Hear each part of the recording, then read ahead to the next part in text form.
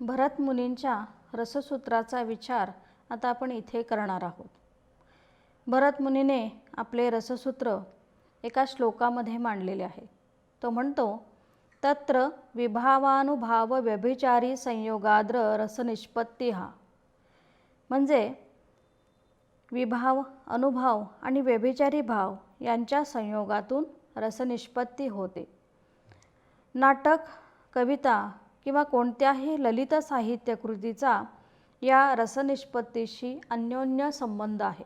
कारण विश्वनाथाने रसयुक्त वाक्य म्हणजे काव्य ही काव्याची सांगितलेली व्याख्या सर्व पौर्वात्यांना मान्य झाली होती. रस हाच काव्याचा आत्मा हे गृहीत धरून रससूत्राचा अन्वय लावण्याचा अनेकांनी प्रयत्न केला. पाश्चात्य टीकाकारांचा गुरु मानला गेलेल्या ॲरिस्टॉटलच्या शोकांतिकेसंदर्भात प्रसिद्ध असणाऱ्या कॅथार्सिस या सिद्धांतावरही अशीच विस्तृत चर्चा झाली आहे व अद्यापही होताना दिसते. आता आपण स्थायी भाव पाहूया. रससूत्रात प्रत्यक्षात न आलेला शब्द म्हणजे स्थायी भाव हा होय. रती, शोक, उत्साह, क्रोध, भय, विस्मय, हास, जुगुप्सा या स्थायी भावांचा केवळ उल्लेख करून, उच्चार करून मनामध्ये रसनिर्मिती होत नाही. काव्याच्या किंवा नाटकाच्या माध्यमातून त्या भावनांची सुखमय चर्वणा व्हावी लागते. त्या भावांचे काव्यात तपशीलवार वर्णन झालेले आवश्यक असते. त्या वर्णनातच विभाव, अनुभव यांचे वर्णन येते. असे वर्णन झाले की काव्यात रसपरिपोष होतो. त्याचे प्रतिबिंबही रसिक मनात उमटते. ती रसनिष्पत्ती होय. आता आपण विभाव बघूया. काव्यात किंवा नाट्यात वरीलपैकी कोणता ना कोणता स्थायी भाव कोणा मानवी व्यक्तीच्या मनात परिपुष्ट झालेले कवीला दाखवावे लागतात व ते भाव जागृत करण्यास जी बाह्य कारणे असतील त्यांचेही वर्णन आवश्यक तितके हवेच असते. या दोन्ही प्रकारच्या गोष्टींना विभाव असे म्हणतात. विभावांचे आलंबन विभाव व उद्दीपन विभाव असे दोन भेद मानले आहेत. आलंबन म्हणजे आधार. नाटकातील किंवा काव्यातील पात्रे किंवा व्यक्ती म्हणजे त्या त्या रसांचे आलंबन विभाव होत. त्या पात्रांच्या मनातील भावना प्रबळ झाल्या आहेत किंवा त्या भावना प्रबळ होण्यास कोणती बाह्य परिस्थिती कारण ठरली आहे याबाबतचे वर्णन किंवा दृश्यनिर्मिती करणे यास उद्दीपन विभाव असे म्हणतात. दुष्यंत शकुंतला, चारुदत्त वसंतसेना, विश्वामित्र मेनका, कच देवयानी, नल दमयंती इत्यादी नायक नायिकांच्या ठिकाणी रती, प्रणय किंवा प्रीती भाव जागृत झाल्याचे नाटककाराला दाखवावयाचे असते. म्हणजेच या नायक नायिका शृंगार रसाच्या विभाव होत. त्यांच्या अंतर्बाह्य गुणाचे रूपाचे वर्णन जेवढे सूक्ष्म, हळूवार, कमनीय आणि जितके पात्रानुरूप व सविस्तर असेल तेवढे त्या शृंगार रसाचे चित्र अधिक रंगतदार व वेधक होईल. रसिक मनातही त्या चित्राचे प्रतिबिंब चांगले उमटे. आलंबन विभावांचे काव्यनाटकातील चित्र असे असते. नायक नायिकांच्या मनात किंवा त्यांच्या ठिकाणी जागृत झालेल्या रती प्रणयादी भावनांना चालना मिळून त्यांना उत्तरोत्तर उत्तेजन मिळत गेल्याचे दाखविण्यासाठी काव्यनाटकात त्यांच्या आजूबाजूची परिस्थिती, वातावरण अनुकूल असले पाहिजे. नायक नायिकांना मिळालेला एकांत, परस्परांचे वागणे, बोलणे याच्या जोडीला सभोवताली बहरलेले वसंत ऋतूतील सृष्टीसौंदर्य, कोकिळा गायन, आम्रमंजिरीचा सुगंध, नौकाविहाराची सोय यासारख्या बाह्य घटकांचे वर्णन किंवा दर्शन घडविणे आवश्यक असते. यांनाच उद्दीपन विभाव असे म्हटले आहे. याप्रमाणे विभाव हे रसांचे कारण, निमित्त अथवा हेतू असतात. वाचिक, अंगिक व सात्विक या प्रकारच्या अभिनयांची प्रतीती विभावामुळे होत असते. रसांची उत्कटत्वाने जे निर्मिती करतात ते विभाव असे म्हटले जाते. भरतांच्या रसनिष्पत्ती विषयक सूत्रातील विभावांचे स्वरूप वरीलप्रमाणे आपण काव्य कादंबरी नाटकामधील भाव, विभाव, आलंबन व उद्दीपन विभावही याप्रमाणे विश्लेषित करू शकतो. उदाहरणार्थ वसंत बापटांची पुढील काव्यपंक्ती आपण घेऊया.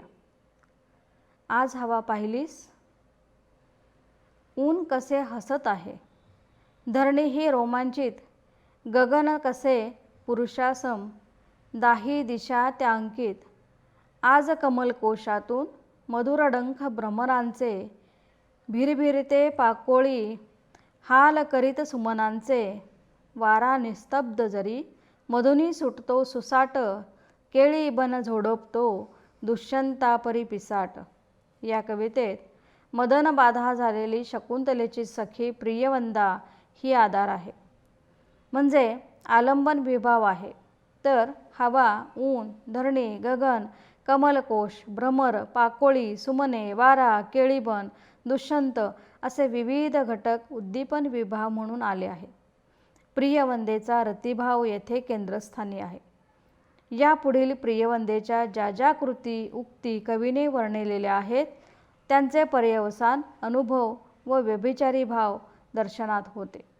शेवटी भरताने सांगितल्याप्रमाणे भाव, विभाव, अनुभाव व व्यभिचारी भाव यांचा संयोग होऊन रसनिष्पत्ती होते. शृंगार रसाचे विभाव जसे आपण पाहिले तसे वीर, करुण इत्यादी सर्व रसवर्णनात असतातच हे येथे ध्यानी घ्यावे. आता आपण अनुभव पाहूया. विभावांच्या मागोमाग येतात ते अनुभाव. वरील नायक नायिकांच्या ठिकाणी रती भावना उत्कट बनल्याचे केवळ वर्णनावरून रसिक प्रेक्षकांना प्रभावीपणे कळेलच असे नाही. त्यासाठी कवीने वर्णिलेले जे उद्दीपन विभाव त्यांचे नायक नायिकेच्या मनावर आणि शरीरावर कोणते परिणाम होतात याचेही वर्णन करावे किंवा दर्शन घडवावे लागते. तरच नायक नायिकांचे भावचित्र जिवंत व परिणामकारक उतरते. शृंगार भावनेची कारणे दोघांच्याही मनावर जसा परिणाम करतात त्याप्रमाणे हा परिणाम त्यांच्या बाह्य शरीरावर व त्यांच्या कृतीतून व्यक्त होत राहतो. म्हणजे चित्रातील व मनातील भावना व्यक्त प्रकट करणारे नायक नायिकांच्या शरीरावरील ठळकपणे दिसून येणारे जे बदल हेच अनुभाव होत. दोघांच्या बाबतीत होणारे हे बदल म्हणजेच अनुभाव वेगवेगळे असतात. नायिकेच्या रती प्रणय भावनेचे द्योतक म्हणून तिचे लाजणे, गालांवर लाली येणे, डोळे जमिनीकडे लावणे, अधोमुख होणे, हातांनी वस्त्रांशी चाळा करीत राहणे, पायाच्या अंगठ्याने जमीन उकरण्याचा किंवा रेघोट्या मारण्याचा प्रयत्न करीत असल्याचे दाखवणे यांचा अंतर्भाव अनुभावांमध्ये होतो. या अनुभावांच्या जोडीलाच स्वेद, रोमांच इत्यादी अष्टसात्विक भावादी शरीरविकार आणि तदनुषंगिक क्रिया यांचे वर्णनही केलेले असते.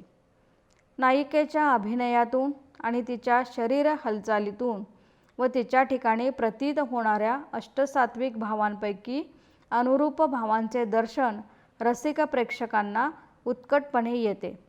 तिच्या ठिकाणी शृंगाराची रतिभावना खुललेली आहे, प्रबळ झालेली आहे याचा प्रत्यय रसिकांना अत्यंत उत्कटपणे येतो. रसिकांच्या मनात नायक नायिकांच्या प्रीतिभावनेची चित्रे जिवंतपणे उभी राहण्यास त्यामुळे मदत होते. अनुभाव हे मनातील भावनांचे व्यंजक असतात. व्यक्तीच्या अंतरंगात चाललेली भावनिक खळबळ नटनट्या आपल्या अनुभवरूपी अभिनयातून प्रकट करीत राहतात.